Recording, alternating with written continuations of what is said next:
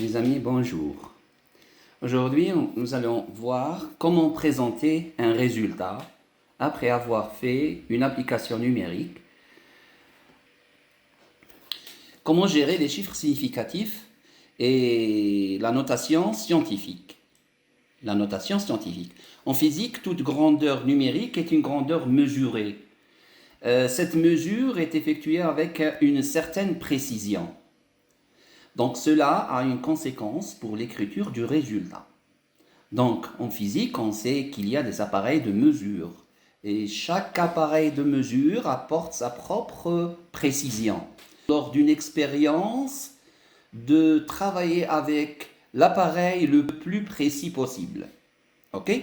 Alors, maintenant, le nombre de chiffres significatifs indique la précision d'une mesure. Les chiffres significatifs sont les chiffres connus avec certitude et le premier chiffre incertain.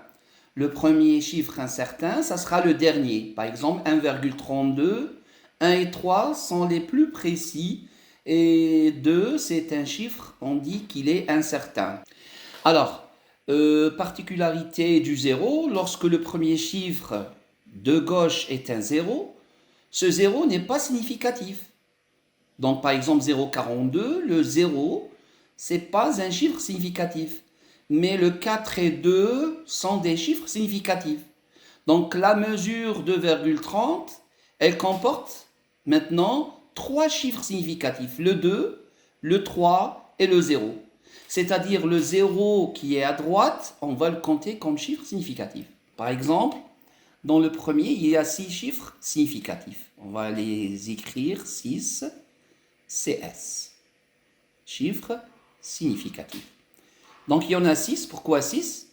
Parce qu'on va compter 1, 2, 3, 4, 5 et 6. 6 chiffres significatifs. Donc dans le deuxième exemple, par exemple, on a 1, 2, 3, 4 et 5. On a bien 5 chiffres significatifs. Dans le troisième exemple, on compte 5 chiffres significatifs. 1, 2, 3, 0 et 0. Donc, c'est 5 chiffres significatifs. Maintenant, les zéros, ils sont entre des chiffres différents de 0.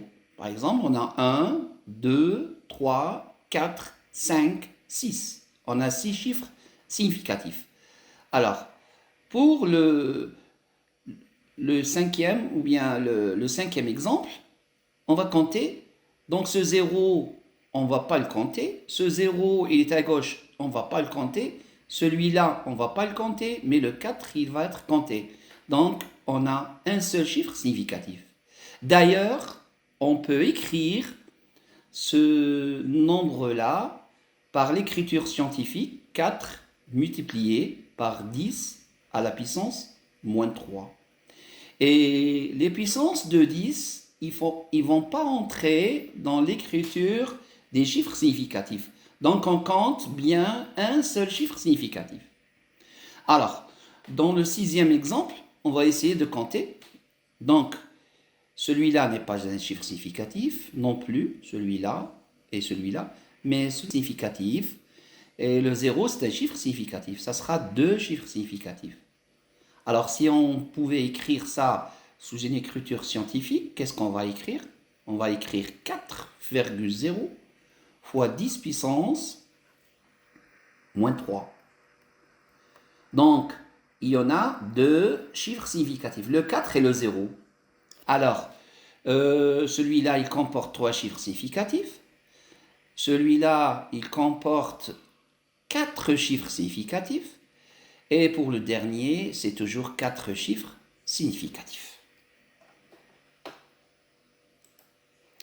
Alors, maintenant, on va procéder à un calcul avec les chiffres significatifs. Donc, des fois, on va voir qu'il y a des expressions ou bien des formules en physique. On doit faire une multiplication, on doit faire une soustraction, ou bien une division, ou bien une addition. Alors, le cas de la multiplication, par exemple, et de la division. le résultat d'une multiplication ou bien d'une division a autant de chiffres significatifs que la mesure la moins précise. La moins précise. Il faut bien noter la moins précise. Ok? Alors, on va voir. Alors, par exemple, on donne une vitesse V et une distance parcourue D à travers cette application numérique ou bien ces données. V égale 3,2 mètres par seconde et D est égal à 10,2 mètres. Calculer la durée du déplacement. Donc la durée, elle s'écrit de la façon suivante. Donc delta t est égal à D sur V. La distance sur la vitesse. Donc on va faire l'application numérique.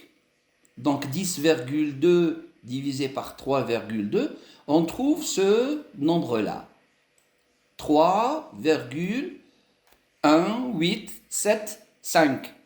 Donc ça comporte combien de chiffres significatifs? Ça comporte 5 chiffres significatifs. Donc il y en a 5 chiffres significatifs. Si on va voir le 10,2, il comporte 3 chiffres significatifs. Le 3,2, il comporte 2 chiffres significatifs. Donc, on a au numérateur 3 chiffres significatifs, au dénominateur 2 chiffres significatifs. Donc, le résultat, il sera à 2 chiffres significatifs. 2 chiffres significatifs, c'est-à-dire on doit garder le 3, virgule, et après on doit arrondir le 1875 vers 2. Donc ça va donner 3,2, c'est-à-dire le résultat, il sera présenté à 2 chiffres significatifs. Alors, pour le cas de l'addition ou bien de la soustraction, le résultat d'une addition ou bien d'une soustraction a autant de décimales que la mesure présente dans le calcul qui en a le moins. Donc, à travers cet exemple, par exemple, calculer la différence entre une longueur et une largeur. Une longueur qui est égale à 23,12 mètres et une largeur de 0,821 mètres. La mesure qui a le moins de décimales, c'est 23,12. Elle comporte 2 décimales. Donc on va faire l'application numérique et on va trouver la valeur de 22,299. Donc si on va voir la longueur, on a 23 mètres. Ici, on a les mètres, comme ça. On a les mètres. Donc le 1, c'est décimètre. Et le 2, c'est centimètre. Alors, pour le cas de la largeur, on va voir qu'il y a 0 mètres, mais il y a des décimètres, et il y a des centimètres, et il y a des millimètres. Donc,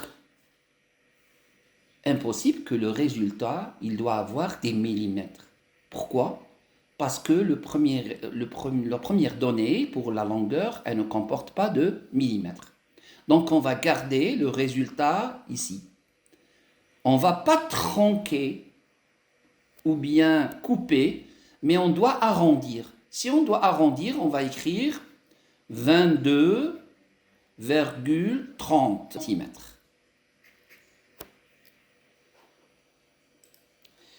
Alors, maintenant, on va voir la notation scientifique. Donc, la notation scientifique, très utilisée en physique, elle consiste à exprimer un nombre sous la forme a fois 10 puissance b avec un a qui varie entre 1 et 10.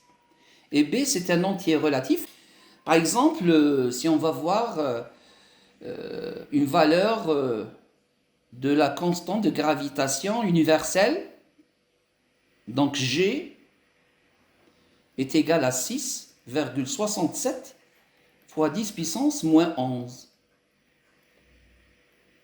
on ne va pas s'amuser à écrire ce nombre-là, par exemple 0,30, 30 c'est 6, 30 c'est 9, 10, et après écrire ce nombre-là. On ne va pas dire 0,0000067. Alors, on écrit une écriture scientifique. De la même façon, le nombre d'Avogadro, 6,02 fois 10 puissance 23 mol moins 1, on ne va pas écrire 6,02 et on va ajouter combien? 21 zéros. C'est 602 000 milliards de milliards. Donc, c'est une écriture assez difficile à prononcer ou bien à écrire. Donc, on va opter pour l'écriture scientifique et mettre des puissances de 10, que ce soit positif ou bien négatif. Alors en notation scientifique, 0,0025, ça s'écrit 2,5 10-3. A doit être compris entre 1 et 10. Et on voit bien que notre A, c'est 2,5. Il est compris entre 1 et 10. Alors, la valeur de 1,5 est déjà une notation scientifique.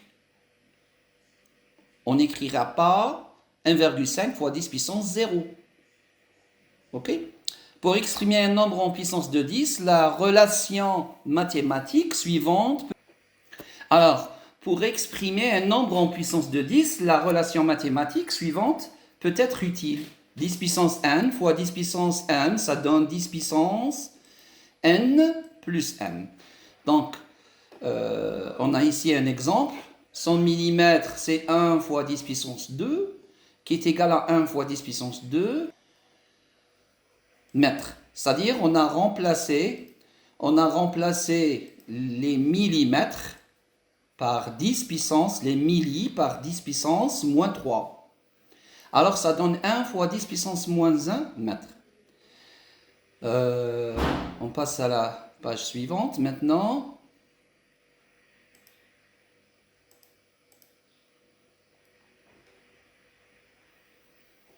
Merci pour votre écoute.